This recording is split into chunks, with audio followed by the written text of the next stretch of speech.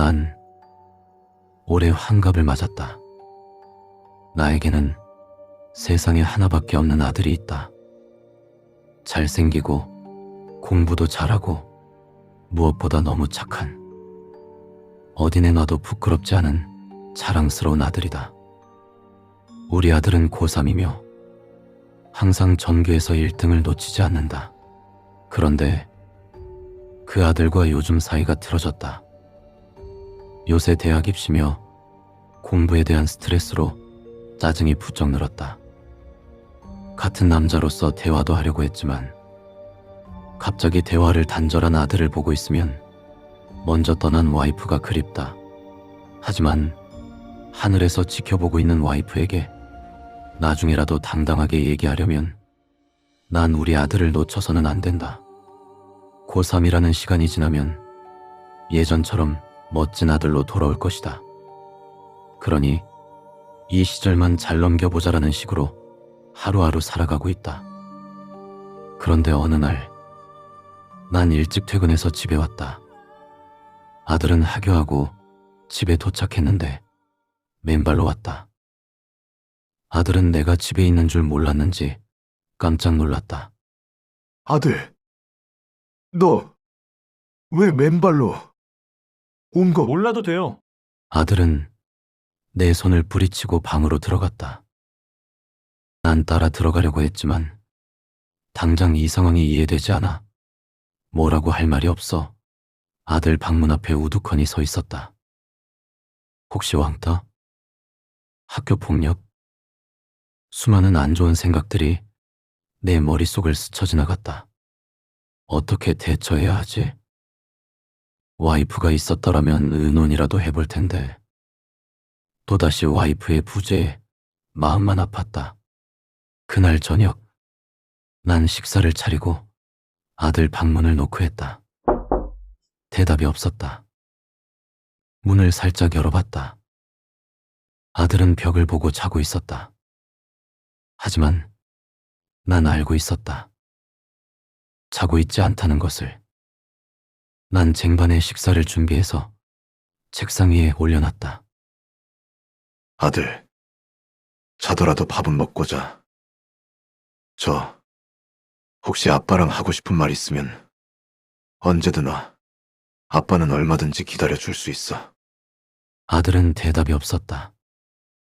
난 그대로 방에서 나와 안방으로 갔다. 그날은 방문을 열어놓고 뜬 눈으로 지샜다. 그러다 잠깐 졸았고 알람 소리에 깼다. 아침 식사를 차리려고 주방으로 갔다. 가는 길에 아들의 방문을 살짝 열어봤는데 아들이 없었다. 방에 들어갔는데 책상 위에 올려놓은 쟁반은 빈 그릇이었고 쪽지가 써 있었다. 아빠, 어제 짜증내서 죄송해요. 저녁은 맛있게 잘 먹었습니다. 신발이 어떻게 된 건지 나중에 말씀드릴게요. 오늘은 시험이 있어서 먼저 나갑니다. 학교 다녀오겠습니다. 난 우리 아들을 기다려주기로 했다. 나이를 먹어서 그런가 나는 괜스레 눈물을 훔치고 주방으로 갔다. 오늘은 회사에서 늦게 끝나는 날이다. 아들이 좋아하는 고기 듬뿍 들어간 김치찌개를 끓이고 카레도 해놨다. 난 식탁 위에 쪽지를 써 붙였다. 아들 좋아하는 김치찌개 했어. 우리 아들 주려고 고기도 잔뜩 넣었으니까 이따 학교 다녀오면 김치찌개 데펴서 카레랑 같이 먹어. 사랑해, 아들. 나는 가벼운 발걸음으로 회사에 도착했다. 일을 마치고 10시가 넘어서 퇴근했다. 지친 몸을 이끌고 집에 도착했다. 그런데 아침에 쓴 포스티지는 그대로고 저녁 먹은 흔적이 없었다. 난 아들 방문을 살짝 열어봤다. 아들은 이불을 머리끝까지 덮고 자고 있었다. 나는 이불을 살짝 들쳤다. 아들은 어깨를 들썩이며 울고 있었다. 나는 뒤에서 아들을 감싸 안았다. 그런데 아들이 아픈 신음소리를 냈다. 난 불을 켜고 아들을 봤다. 온몸이 멍투성이에 머리카락은 말도 안 되게 난도질을 당해 여기저기 땜빵이 생겼다. 나는 너무 화가 났다. 지훈아! 아빠! 이대로는 그냥 못 넘어간다. 아빠, 그러지 마세요. 아니야. 너 이렇게 만든 놈들. 아빠가 혼내주지 않으면 안 되겠어. 우리 아들이 어떤 아들인데. 아빠, 걔네 무서운 애들이야. 아빠도 다칠 수 있어요. 제가 조금만 참을게요. 1년도 안 남았어. 고등학교만 졸업하면 다 끝나. 제발. 나는 아들의 모습을 보고 어떻게 해야 하나 많은 생각이 들었다. 하기야, 나보다 똑똑하고 머리도 좋은 놈이니 우리 아들을 믿어보자. 그러나 그때 내가 바로 잡아야 했다. 며칠 뒤 그날도 회사가 늦게 끝나 11시가 다 되어 집에 도착했다. 엘리베이터가 우리 층에 서고 복도를 따라 나서는데 우리 집에서 애들 4~5명이 뛰쳐나오는 것이다. 나는 뭔가 잘못됨을 인지하고 집으로 뛰어들어갔다. 거실은 난장판이 되어 있었고 난 아들 방으로 들어갔다. 방에 아들은 없었다. 창문이 열린 채로.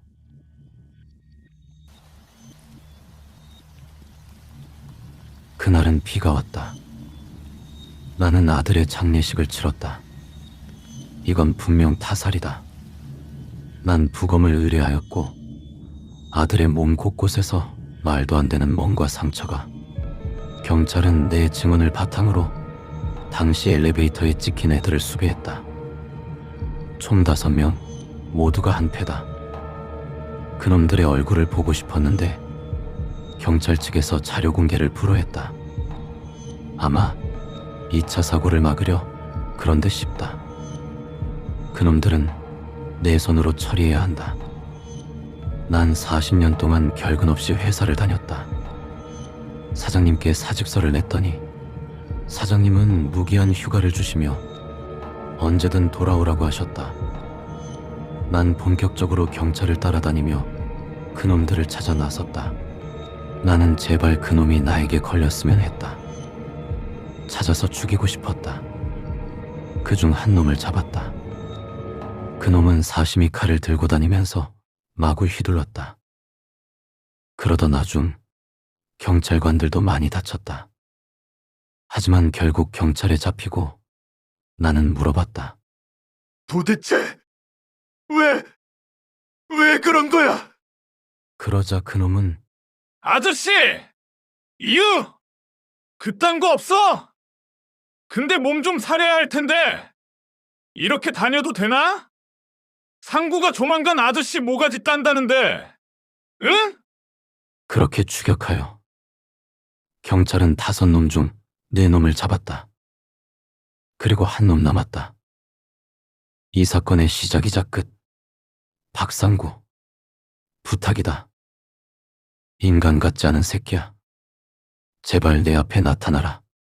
그런데 요즘 나는 꿈을 자주 꾸는 편인데 이상하게 죽은 아들 녀석은 꿈에 한 번도 안 나온다.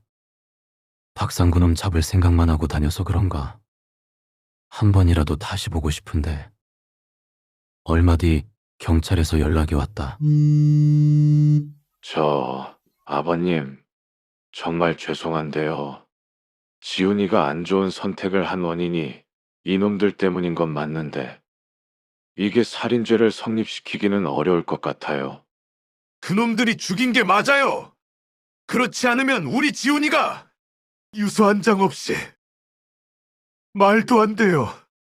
아버님, 저희도 최대한 조사하고 있으니까 일단 저희 믿고 조금만 기다려주세요. 저희가 꼭 진실을 밝히겠습니다.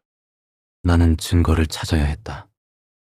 다음날 토요일 아침 나가려는데 누군가 문틈에 쪽지를 껴놨다. 나는 쪽지를 펴봤다. 살인의 증거가 있으니 연락을 달라는 쪽지였고, 난 바로 연락을 하여 집 앞 카페에서 만났다. 지훈이 또래의 아이. 증거가 있다고 했는데 혹시 볼 수 있을까? 그 아이는 영상을 보여줬다. 지들끼리 영상을 찍고 돌려보던 걸 실수로 단톡방에 뿌렸고, 그 영상을 이 아이가 저장해서 가져온 것이다.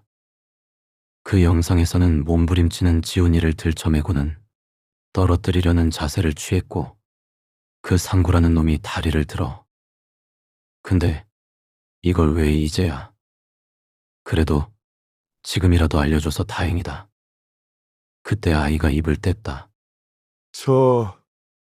아저씨, 저는 지훈이 친구인데요.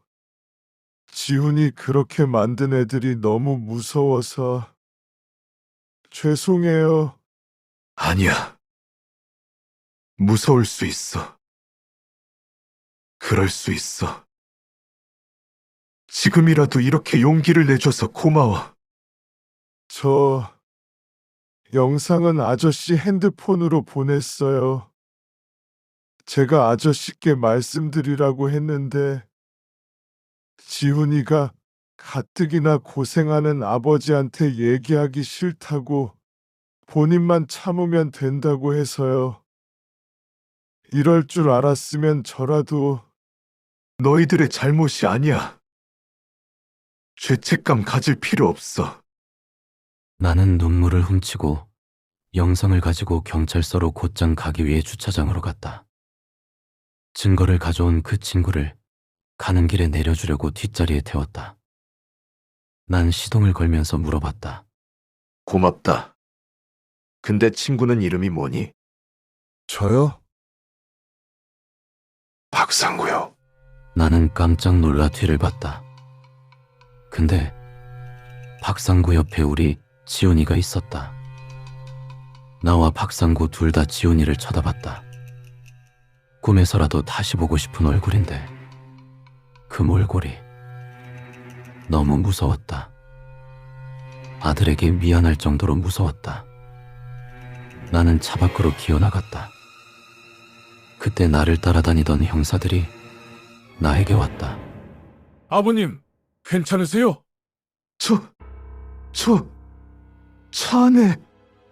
형사들은 내 차 뒷좌석을 열었고 칼을 든 채 멍하니 앉아있는 박상구를 체포했다.